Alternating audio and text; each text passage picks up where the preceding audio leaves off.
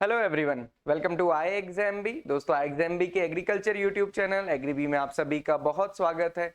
दोस्तों, bank of Maharashtra का exam जल्द ही होने वाला है। 31 ऑफ अक्टूबर को ये एग्जाम शेड्यूल्ड है एंड आई होप कि आप सभी की प्रिपरेशन अच्छी चल रही होगी। दोस्तों, आपने जो भी प्रिपरेशन की है आप उस पर कॉन्फिडेंट रहें और जो भी लास्ट टाइम आपका बचा हुआ है, जितने भी दिन आपको मिलते हैं, आप इसमें मैक्सिमम रिवीजन जो आप अपने खुद नोट्स आपने बनाए हैं आप उनको रिवाइज करें जितना हो सके ना, रादर देन कि आपको कुछ नया पीडीएफ मिलता है तो उसको मत पढ़ने बैठें। भले ही आपका दोस्त आपको दे रहा है और आपको ये लगे कि इसने ये दिया है तो मे बी इसको ये सब कुछ आता हो, तो वो सारी चीजें छोड़ दें। आप अपने नोट्स को रिवाइज करें, आपके अपने नोट्स आपका बेस्ट रिवीजन करवाएंगे और उन पे पूरा भरोसा रखिए। और उसके साथ जितना हो सके मैक्सिमम मॉक टेस्ट ट्राई करें, क्योंकि मॉक टेस्ट से आपको पता चलेगा कि क्वेश्चंस कैसे आ सकते हैं और क्वेश्चंस में आपको कंफ्यूजन तो नहीं हो रहा है। तो आप मैक्सिमम मॉक टेस्ट और अपना रिवीजन करते रहें। दोस्तों, आज की अपनी इस वीडियो में हम डिस्कस करेंगे कुछ questions related to the current agriculture data and scheme से रिलेटेड, क्योंकि दोस्तों डेटा से रिलेटेड क्वेश्चंस कई बार पूछे जाते हैं और आप सभी को डेटा से रिलेटेड क्वेश्चंस पता होने चाहिए। और सबसे बड़ी चीज है कि सोर्स हमें पता होना चाहिए। जैसे हमने अभी नाबार्ड के एग्जाम में देखा था, वहां पे कॉमन सा क्वेश्चन था कि एग्रीकल्चर का जीवीए शेयर कितना है टोटल जीडीपी में। तो वहां पे रेफरेंस के साथ पूछा गया था according to the economic survey, और सिमिलरली एक में पूछा गया था according to the latest income estimates. तो आपको पता होना चाहिए कि आपका रेफरेंस और आपका सोर्स क्या है और वो सोर्स परफेक्ट होना चाहिए। ये आप थोड़ा सा ध्यान रखें। और सोर्स ढूंढना कोई बहुत मुश्किल भी नहीं है, मैं आपको बताऊंगा। केवल 2 जगह ऐसी हैं जहां से आप सोर्स पक्का ले सकते हैं। तो आइए हम स्टार्ट करते हैं। Before starting please like and subscribe, और आपकी कोई भी क्वेरी है आप इस नंबर पे कॉल करके और इस मेल पे पूछ सकते हैं। तो हम आज बैंक ऑफ महाराष्ट्र की ये रिवीजन सीरीज का पार्ट 1 है। इसमें हम करंट डेटा और स्कीम से रिलेटेड क्वेश्चंस को डिस्कस करेंगे।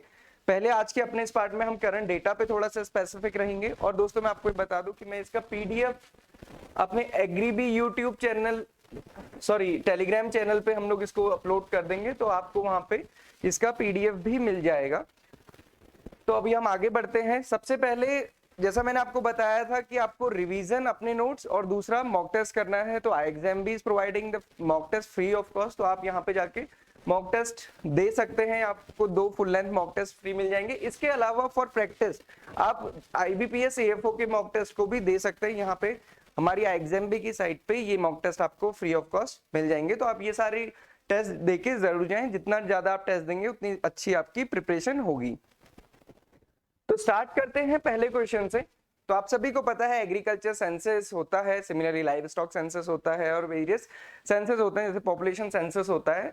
और इससे रिलेटेड क्वेश्चंस आते ही हैं और कई सारी चीजें जो इसका डेटा है उसी से डिपेंडेंट क्वेश्चंस आते हैं। जैसे कि आपसे पूछ लिया जाएगा कि हमारी एवरेज लैंड होल्डिंग कितनी है, या हमारे कंट्री में क्या डेमोग्राफिक डिविडेंड है, कितने फार्मर्स मार्जिनल हैं, कितने स्मॉल है।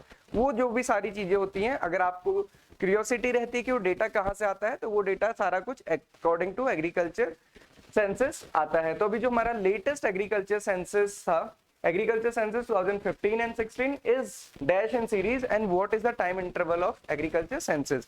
एंड सिमिलर क्वेश्चन रेप्लिकेट हुआ था हमारे नाबार्ड के एग्जाम में भी। तो इसी टाइप के क्वेश्चन आपके एएफओ में या फिर जो बैंक ऑफ महाराष्ट्र एएफओ या आईबीपीएस एएफओ है वहां पे भी ऐसे क्वेश्चंस पूछे जाते हैं। बेसिकली जो एग्जाम है वो आईबीपीएस ही कंडक्ट कराता है। तो यहाँ पे क्वेश्चन पूछा है कि ये कौन से नंबर का था और ये कितने इंटरवल में होता है। तो दोस्तों, ये 10th नंबर था और हर 5 साल के अंतराल में ये सेंसस होता है। तो इस साल ये सेंसस ड्यू है, तो आपको पता होना चाहिए कि 10th in series and 5th हर 5 साल में होता है। तो जो रेफरेंस पीरियड है ये जुलाई टू जून रहता है, जैसा हमारा एग्रीकल्चर ईयर होता है। ये तो आई थिंक आप सभी को पता होगा। ये स्टार्ट हुआ था 1971 से और अभी तक 9 एग्रीकल्चर सेंसस इससे पहले हो चुके हैं और ये 10th इन सीरीज है और हर 5 साल में ये होता है। नेक्स्ट क्वेश्चन है, which organisation is responsible for the world agri census and what is the time interval for the census. तो अब ये जस्ट उसके थोड़ा सा अपोजिट है कि यहाँ पे पूछा है कि जो वर्ल्ड में एग्रीकल्चर सेंसस होता है वो एक तो कौन कंडक्ट कराता है और दूसरा वो कितने साल में होता है। नेशनल हमको पता चल गया कि जो नेशनल एग्रीकल्चर सेंसस होता है वो हर 5 साल में होता है। और यहाँ पे पूछा है कि जो वर्ल्ड का एग्रीकल्चर सेंसस होता है वो कितने साल में होता है और वो कौन कंडक्ट कराता है। तो वो एफएओ कंडक्ट कराता है और वो हर 10 साल में होता है। ये आपको पता होना चाहिए। बेसिकली जो नेशनल एग्रीकल्चर सेंसस होता है हर कंट्री का, उसकी रिपोर्ट्स इनके पास जाती हैं, देन ये कंडक्ट करते हैं फाइनल वर्ल्ड का एग्रीकल्चर सेंसस। तो वर्ल्ड जो एग्रीकल्चर सेंसस है ये कब से स्टार्ट हुआ है, यहाँ पे पूरी पूरी हिस्ट्री इसमें दी हुई है। इंपॉर्टेंट हमारे लिए ये कि हर 10 साल में होता है और FAO is responsible for this census.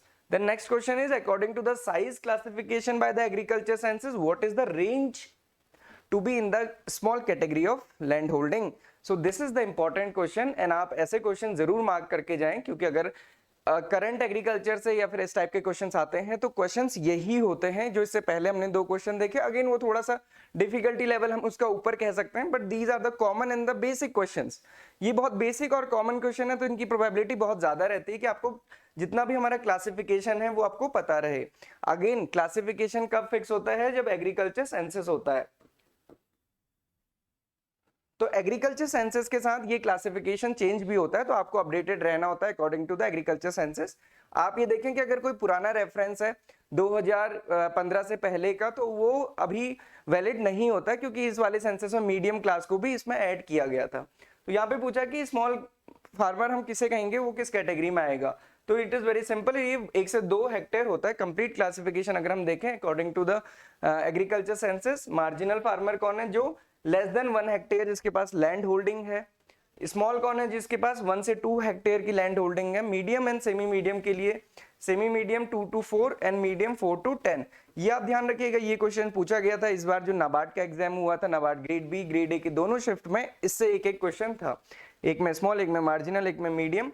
ये क्वेश्चन पूछा गया था। जो लार्ज फार्मर होते हैं ये मोर देन 10 हेक्टेयर होता है। इससे पहले जो कैटेगराइजेशन था उसमें मीडियम क्लास नहीं थी, बट अभी मीडियम क्लास को भी इसमें कैटेगराइज किया गया है। Then next question is, what is the size of average land holding as per the 2015-16 agri census. और अगर लेटेस्ट की बात कही जाएगी तब भी यही होगा, क्योंकि यही हमारे पास लेटेस्ट डेटा अवेलेबल है। एग्रीकल्चर सेंसस के अकॉर्डिंग भी यही डेटा है। तो यहाँ पूछा कि एवरेज लैंड होल्डिंग कितनी है, तो मैंने आपको स्टार्टिंग में ही बताया था कि जितना भी ऐसा डेटा होता है वो किस पे डिपेंडेंट होता है, एग्रीकल्चर सेंसस। तो आपके लिए सोर्स क्या है, अगर आपको ऐसा डेटा कभी भी देखना है तो आप एग्रीकल्चर सेंसस देखेंगे। एग्रीकल्चर सेंसस देखना कोई बहुत डिफिकल्ट नहीं है, एग्रीकल्चर सेंसस आपको बहुत इजीली मिल जाएगा। आप एग्रीकल्चर सेंसस गूगल में डालेंगे तो एग्रीकल्चर सेंसस की अपनी एक पूरी साइट है, वहां पे सारी डिटेल्स आपको मिल जाएगी। आप individual, category wise, state wise, national, सारी डिटेल्स आपको मिलती हैं। बट अगेन उतने सारी हमें जरूरत नहीं है, जो बेसिक इंपॉर्टेंट चीजें वो आपको पढ़ना है।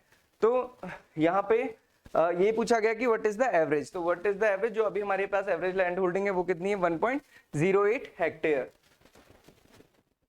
So average size of operational land holding अगर हम स्टार्टिंग से लेकर अभी तक देखें तो 1971 में जो हमारे पास 2.28 हेक्टेयर एवरेज लैंड होल्डिंग थी हर एक फार्मर के पास, आज वो घटते घटते कितनी हो गई है, 1.08 according to the latest agriculture census. And this is the latest one. और 1.08, हालांकि आप भी कई टाइम से इसी को पढ़ रहे होंगे, तो यही डेटा हमारे पास लेटेस्ट है। ये आप याद रखिए कि अगर हम ओवरऑल कैटेगराइज करते हैं पूरी इंडिया एज ए होल को, तो वो स्मॉल फार्मर वाली रेंज में कैटेगराइज होता है, बट जो नंबर ऑफ मैक्सिमम फार्मर्स है वो किस में आता है, हमारा मार्जिनल कैटेगरी में। Then next question is, which state is the leading in the production of wheat according to the agri state 2020, that is the latest one. अभी मैं आपको यहाँ पे क्लियरली मैं आपको बताता हूँ कि जब भी ऐसा डेटा पूछा जाता है कि कौन सा स्टेट लीडिंग है, तो उसका कुछ ना कुछ रेफरेंस होता है। अगर आप लेटेस्ट एग्रीकल्चर एस्टिमेट्स देखोगे तो वो पीआईबी में रिलीज होता है। सबसे पहले पीआईबी में रिलीज होता है, एग्रीकल्चर मिनिस्ट्री के साइट पे आपको वो अवेलेबल होता है। और उसके अलावा आपको अवेलेबल होता है directorate of economics and stats. तो directorate of economics and stats की आप साइट पे जाएंगे तो आपको वहां पे सारा डेटा मिल जाएगा एग्रीकल्चर रेलेवेंट, और जितना आपके एग्जाम में मैक्सिमम पूछा जा सकता है। बट अगेन वहां पे बहुत सारा डेटा दिया हुआ है, एमएसपी से लेके करंट एडवांस एस्टिमेट और पूरी एनुअल रिपोर्ट सारी कुछ वहां पे इजीली मिल जाती है। तो directorate of economics and stats is a good source for the data. Okay, but यहाँ पे आपको क्या ध्यान रखना है कि जो हमारे पास पीआईबी में लेटेस्ट आता है, जैसे अभी फर्स्ट एडवांस एस्टिमेट आ चुका है फॉर द ईयर 2021 एंड 22। अभी 2021 एंड 22 जिसका धान कट रहा है या कट चुका है या कटने वाला है, जो अभी हमारी प्रेजेंट कंडीशन है, उस कंडीशन का भी डेटा एडवांस एस्टिमेट आ चुका है। मतलब वो बेस्ड होता है प्रेडिक्शन पे, सोइंग के बेसिस पे प्रेडिक्शंस होते हैं, तो वो डेटा हमारे पास आ चुका है। बट अगेन वो जो डेटा आता है उसमें क्लासिफिकेशन या फिर हम कह सकते हैं कैटेगराइजेशन नहीं आता कि कौन सा स्टेट फर्स्ट है, या स्टेट वाइज डेटा वहां पे प्रॉपरली नहीं दिया रहता है। तो यहाँ पे जो डेटा हम लोगों ने लिया हुआ है ये एग्रीकल्चर स्टैट 2020 है, that is the latest one. अगर आप नाबार्ड का एग्जाम देखेंगे तो उसमें क्लियरली मेंशन था कि जो डेटा पूछा गया है वो अकॉर्डिंग टू पीआईबी या अकॉर्डिंग टू एग्रीकल्चर स्टैट्स था। तो ये दो ही सोर्सेज हैं। और अगर जो स्टेट वाइज हम कैटेगराइजेशन देखें, हॉर्टिकल्चर का तो पीआईबी में आया है कि कौन सा स्टेट कौन सा लीडिंग है, बट एग्रीकल्चर का भी नहीं दिया गया है। एग्रीकल्चर स्टेट 2020 लेटेस्ट आपको directorate of economics and stats की साइट पे मिल जाएगा। तो इसके अकॉर्डिंग, और ये बेसिकली बहुत ज़्यादा चेंज भी नहीं होता है, मोर और लेस सिमिलर ही रहता है हर साल। तो यहाँ पे पूछा लीडिंग स्टेट कौन सा है वीट के प्रोडक्शन में, तो आई थिंक ये तो आप सभी को पता होगा, ये उत्तर प्रदेश है।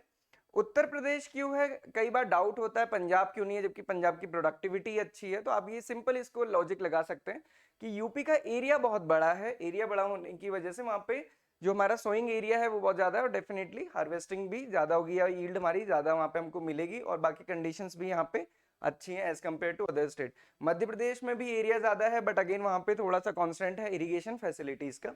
यूपी सबसे फर्स्ट स्टेट है। Then which state is leading in the production of paddy, then paddy में भी अगेन सेम चीज होती है कि पंजाब हरियाणा में प्रोडक्टिविटी ज्यादा होती है बट एरिया वहां पे कम है। यूपी में भी पैडी का प्रोडक्शन बहुत ज्यादा होता है, but still West Bengal is the leading, but West Bengal is why the leading state in the paddy production, क्योंकि यहाँ पे तीनों सीजन में आप देखोगे वहां पैडी की क्रॉप ग्रो की जाती है। तो सबसे ज्यादा प्रोडक्शन कहाँ पे होता है, वेस्ट बंगाल में। तो एटलीस्ट आपको तीन डेटा हमेशा याद रखने, एक तो वीट कहाँ पे सबसे ज्यादा होता है, पैडी कहाँ पे ज्यादा होता है, और टोटल फूड ग्रेन प्रोडक्शन, ये तीन चीज आपको ध्यान रखना है हमेशा। Then next is which state is leading in the production of total pulse production.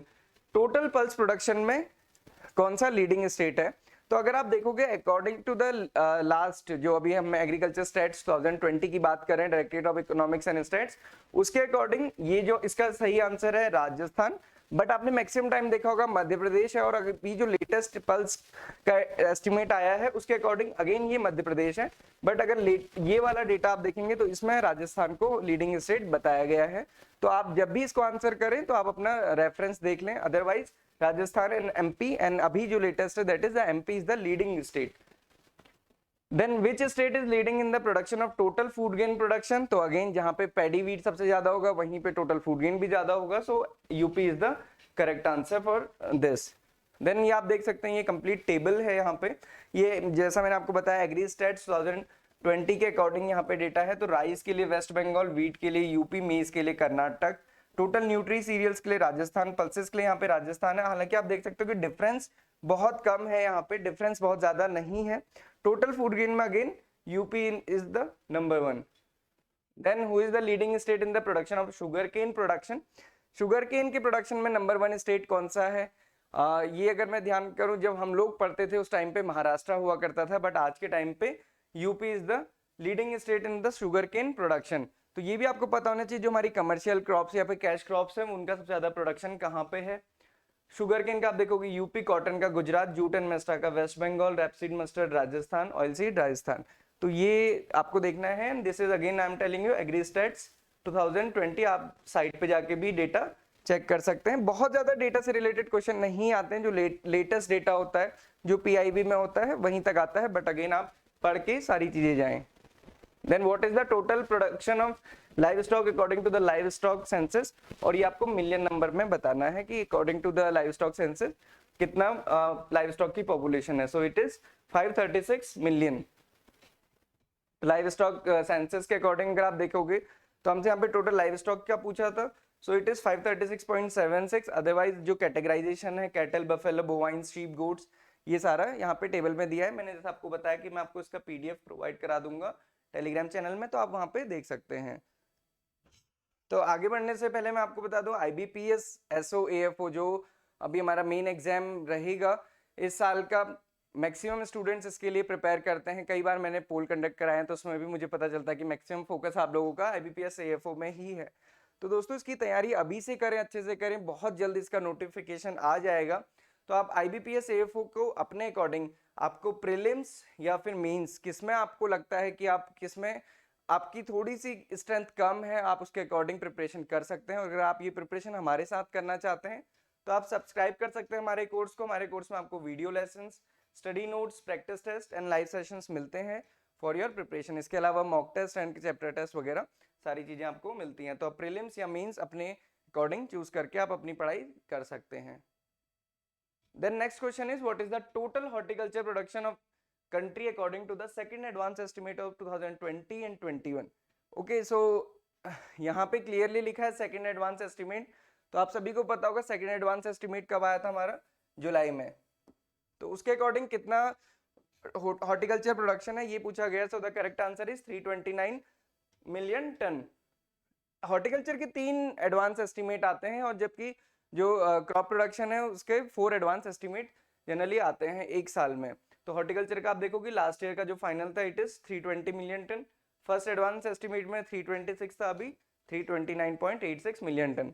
तो लास्ट टाइम से अगर हम इंक्रीज देखेंगे तो 10 मिलियन टन का डायरेक्ट इंक्रीज यहाँ पे दिख रहा है। Next question is which state is the leading in the producing state for the total fruits according to the second advance estimate of the horticulture 2021 and 22। so again यहाँ पे पूछा गया है कि कौन सा लीडिंग स्टेट है for the production of total fruits, सबसे ज्यादा फ्रूट्स कहाँ पे होंगे। तो दोस्तों जब ऐसी चीजें याद करने के लिए आती हैं तो आप ये देखिए कि सबसे ज्यादा बल्क में कौन सा फ्रूट होता है। तो सबसे ज्यादा बल्क में कौन सा फ्रूट होता है आप सभी को पता है, मैंगो, देन सीट्रस, ये बहुत ज्यादा बल्क में होते हैं। तो जो स्टेट में मैंगो एंड सीट्रस बहुत ज्यादा होगा डेफिनेटली वहीं पे फ्रूट प्रोडक्शन सबसे ज्यादा होगा। सो the correct answer is Andhra Pradesh here. Although mango and citrus fruit का भी largest producing state Andhra Pradesh ही है, तो यहाँ पे डेफिनेटली टोटल फ्रूट प्रोडक्शन भी ज्यादा होगा। तो सिमिलरली मैंगो का मैंने आपको बता ही दिया, it is Andhra Pradesh. Citrus fruit का भी अगेन आंध्र प्रदेश। सो तीनों का ही आंसर आंध्र प्रदेश है and total horticulture production is highest in Andhra Pradesh. तो ये आपको ध्यान रखना है, इन तीनों चीजों से, ये तीनों ही चीजें कोरिलेटेड हैं, इसीलिए मैंने यहाँ पे क्वेश्चन भी लिए थे इन्हीं से। आप देखोगे मैंगो आंध्र प्रदेश सबसे ज्यादा है, then UP. Similarly citrus fruit में सबसे ज्यादा है Andhra Pradesh, then MP. Total fruits आप देखोगे आंध्र प्रदेश, देन महाराष्ट्र। तो इस टाइप से। और सिमिलरली वेजिटेबल में आप देखो पोटैटो में सबसे ज्यादा यूपी में होता है, then West Bengal, onion Maharashtra, then Madhya Pradesh. ये आपको ध्यान रखना है क्योंकि जो मेजर क्रॉप्स हैं, जैसे हम देखते हैं वेजिटेबल में हमारे पास टोमेटो, अनियन, पोटैटो, इन तीनों का डेटा हमको पता होना चाहिए। सिमिलरली फ्रूट्स में हमको एटलीस्ट मैंगो का पता हो एंड गुआवा से भी बहुत सारे क्वेश्चंस आते ही हैं जनरली। और क्रॉप्स में तो मैंने आपको बताया ही है कि कौन कौन सी क्रॉप्स इंपॉर्टेंट है। Then what is the total food grain production according to the first advance estimate of 2021 and 22। अभी तक हमने जितनी बात की वो हम 20 and 21 की कर रहे थे, ये प्रेजेंट ईयर का है, जो हमारा करंट ईयर चल रहा है इसका डेटा यहाँ पे पूछा हुआ है। तो जैसा मैंने आपको बताया ये किसके लिए होता है, केवल खरीफ का। तो यहाँ पे जो अभी हमारा प्रेजेंट में फर्स्ट एस्टिमेट के अकॉर्डिंग है इट इज 150 मिलियन टन, और ये केवल खरीफ क्रॉप्स का होता है, इसीलिए ये जस्ट हाफ होता है, अदरवाइज यहाँ पे रवि का नहीं होता, अदरवाइज ये जस्ट डबल होता। So this is the PIB. ये पीआईबी में आया था, आप देख सकते हो 150 मिलियन टन है, राइस का 107, कोर सीरियल का 34। यहाँ पे वीट कहीं मेंशन नहीं है, ना ही कोई खरीफ क्रॉप यहाँ पे मेंशन है। इस बार आप देखोगे नाबार्ड में ये क्वेश्चन आया था, इस लाइन से वो क्वेश्चन बनाया गया था कि जो भी एडवांस एस्टिमेट से रिलेटेड क्वेश्चन पूछा गया था, और ये पूछा गया था कि वो कितना हायर है as compared to the previous year. तो ये 12.71 मिलियन टन ज्यादा है प्रीवियस 5 साल के प्रोडक्शन का कंपैरिजन अगर हम करें तो। The next question is what is the total food grain production of country according to the fourth advance estimate 2020 and 21।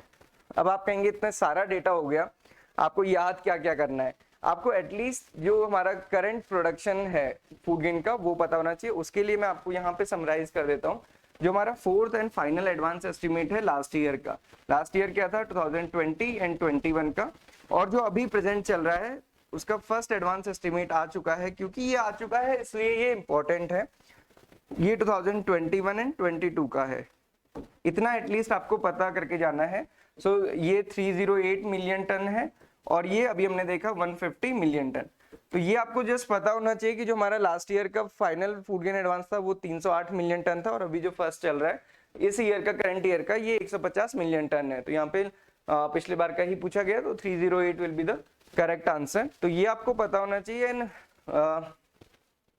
ये क्वेश्चन भी आया था नाबार्ड ग्रेड बी में, but again that is very higher level, तो हम उम्मीद नहीं करते हैं कि यहाँ पे ये क्वेश्चन पूछा जाएगा, but this is the sufficient data for your examination. Maximum data हमारे फूड ग्रेन प्रोडक्शन एडवांसेस और एग्रीकल्चर साइंसेस से ही आता है, इसके अलावा डेटा नहीं पूछा जाता है। और एमएसपी से रिलेटेड डेटा आ सकता है, तो जो हमारा करंट सीजन अभी आने वाला है रबी सीजन, उसके लिए जो गवर्नमेंट ने एमएसपी फिक्स किया है वो 2015 पे है फॉर द वीट। तो अभी देखो कि रबी मार्केटिंग सीजन 2022 एंड 23 यहाँ पे लिखा हुआ है, और जबकि ये सीजन क्रॉपिंग सीजन कौन सा होगा 2021 एंड 22, बट क्योंकि ये अप्रैल में हार्वेस्ट होती है तो ईयर तब तक चेंज हो जाता है, इसलिए इसको रबी मार्केटिंग सीजन 2022 एंड 23 लिखा जाता है। इस बार जो खरीद हुई थी बेसिकली जो एमएसपी था वो 1975 था, आप देख सकते हो रबी मार्केटिंग सीजन 2021 एंड 22, तो ये आप थोड़ा सा ध्यान रखिएगा, वहां पे डाउट ना हो, या आपको रबी मार्केटिंग सीजन 2021 या 22 दिया हो तो आप इस साल का सोच के इसको टिक ना करके आए, ये आप ध्यान रखिएगा।